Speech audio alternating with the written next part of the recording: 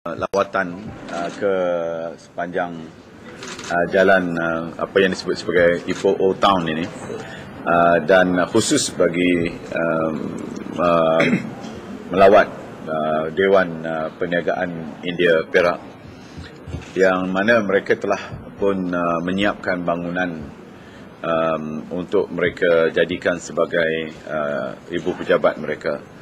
Dan pagi ini saya datang untuk melihat keadaan pejabat mereka, dan saya amat berpuas hati dengan peruntukan yang diberikan, bantuan yang diberikan. Mereka dapat menyiapkan bangunan ini bagi diduduki dan juga bagi kegunaan program-program yang mereka anjurkan. Dan saya harap ia akan menjadi mercu tanda kepada ahli-ahli perniagaan India di negeri Perak, khususnya bagi Dewan Perniagaan mereka, kerana ini antara satu-satunya tempat bagi mereka mengadakan sebarang pertemuan, perbincangan dan juga mesyuarat-mesyuarat yang berkaitan dengan kedudukan ekonomi dan juga perkembangan ekonomi yang masyarakat India. Dan ianya terletak di satu kawasan yang agak strategik juga, iaitu berada di dalam kawasan, saya boleh anggap kawasan Little India. Jadi saya harap ianya dapat digunakan dengan sebaik-baiknya bagi kepentingan mereka bersama. Apa mengadakan beberapa perbincangan dengan pihak yang ingin membangunkan. Salah satunya ialah NFLC. Kerana ada juga syarikat-syarikat lain yang mencadangkan, tapi saya fikir bagi masyarakat India mungkin NLFC ya, mungkin merupakan satu badan yang boleh dipertanggungjawabkan, kerana yang paling penting kita nak juga apa di kalangan masyarakat India rasai, sebab dia nak supaya NFLC dapat membangunkan. Jadi kita sedang berbincang untuk tujuan menguruskan peradangan ini. Tapi saya minta juga kepada Datuk Wira untuk lihat dari segi detail yang ada, agreement yang ada.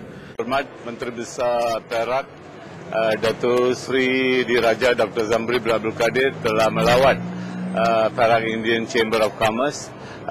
Beliau telah melawat bangunan baru persatuan ini ataupun perniagaan bagi kaum India, menjadi satu pusat perniagaan bagi kaum India di negeri Perak.